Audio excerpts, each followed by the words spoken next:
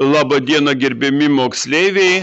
Toliau aiškinamės apie uždavinukus ir mūsų paskutinis uždavinys su ciklu tai yra architektas, 6 užduotis ir dabar perskaitome sąlygą.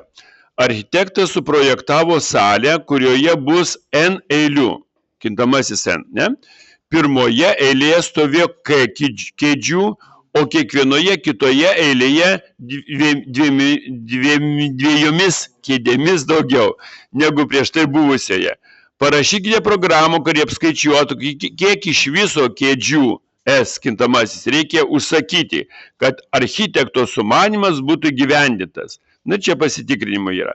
Tai, mums vėlgi kintamieji duoti, mes jau čia nieko per daug sugalvoti negalime, tai atsiverkime programą kode bloko, padarom naują projektą ir išsiaiškinkime šitą uždavinuką.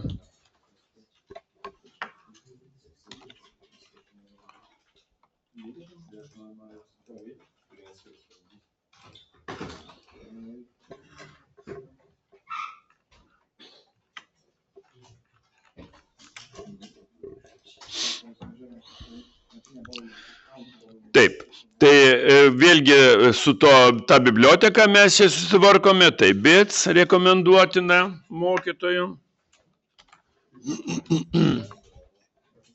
std c++.h.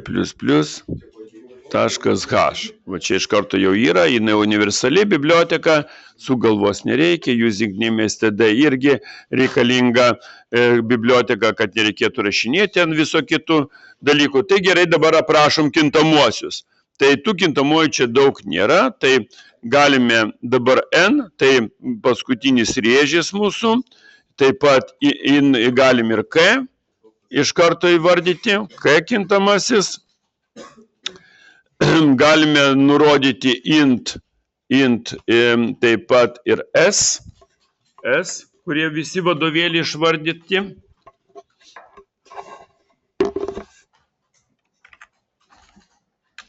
Ir iš karto nunulinam.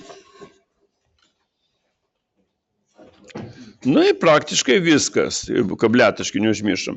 Tai dabar mes pasiimsim, vartotojas turi vesti mums N ir K. Tai mes dabar paprašome, kad jis įvestų. Tai įveskite N lygų ir pasiemam tą N su cin.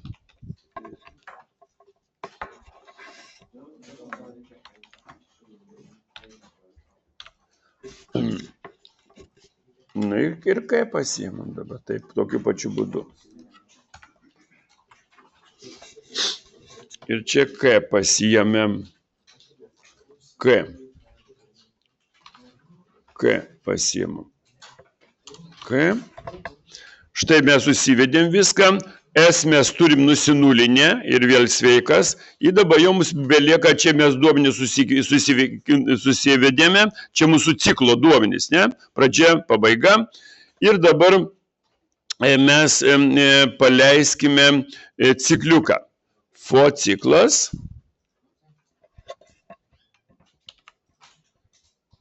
int I lygų 1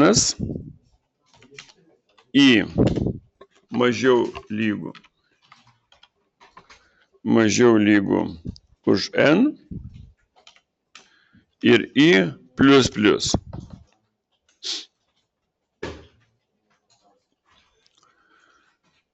Taip.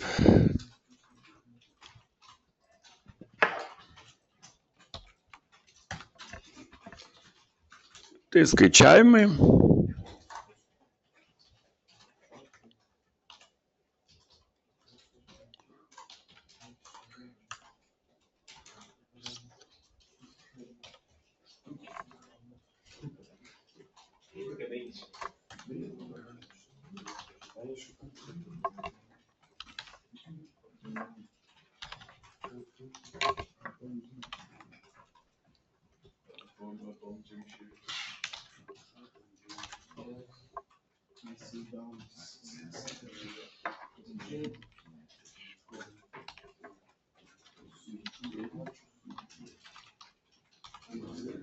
Kadangi to daug laiko nėra, tai čia taip greituoju būdu čia viską sudėjau. Kokia? Jo, čia yra S plus ir va šitas skaičiavimas. Tai čia toks variantas. S lygu, S čia rezultatas, S lygu, tai būtų S plus K plus 2. Čia ta pati formulė užrašyta. Nu, duodam, kad jūs, reiškia, va taip, kad čia I plus plus, tai I lygu I plus 1. Čia ta pati sintaksė yra. Gerai. Pasižiūrim, ar viską čia aš teisingai užsirašiau, gal kokią žioplą klaidikį padariau. S svarbu, kad S nunulintas, nes tai yra rezultato kintamasis. N yra rėžis fo ciklo, tai iki kiek suksis.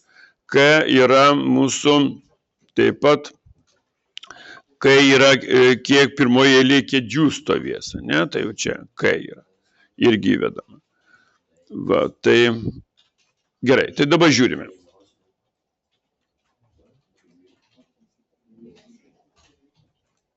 N siūlo mums 3,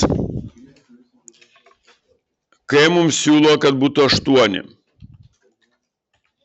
Ir rodo, kad 30 turi būti. Tai, kad kaip ir viskas. Aišku, kadangi čia labai skubėjau, tai čia labai nepakomentavau, čia galima buvo labai gražiai taip susidėlioti, kas tas N, kas reiškia K yra, kokia reikšmė yra. Tai galime pagal, reiškia, vadovėlį ir užpildyti čia dabar, kadangi daugiau laiko yra, tai dabar galiu rašyti, o jūs jau matote, ne? Visi matote, veikianti programa, viskas tvarkoj, tai jūs dabar nusirašot, o aš dabar po truputį išaiškinsiu, dar parašysiu. Tai pagal vadovėlį N yra, kiek bus, reiškia, eilių. Kiek eilių bus? Kiek eilių bus? Kiek eilių bus? Toliau. Taip.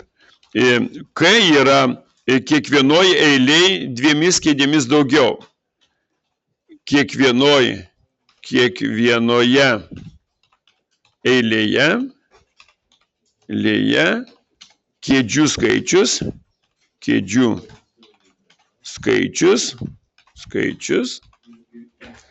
plus mes dadedam, kad 2 daugiau, ne? Kai mes sužinom, kiek eilėje yra kėdžių, kai dar visą laiką prie formulės pridedam, kad reiškia 2, ne? Kad 2 yra. Toliau. Fo ciklą paleidžiame, žinome, nuo I einasi ir jis eina iki eilių, kiek eilių bus, eilių kiek duoda, reiškia, mums vartotojas. Čia didėja to ciklo judėjimas, na ir mums rezultatas suskaičiuoja šitą formulę, pagrindinė šitą formulę. Va. Tai manau, kad čia paprastutė programytė, nieko ypatingo, ana buvo sunkesnė, kurie čia šnekėjome 39 ir 5 apsitarėme.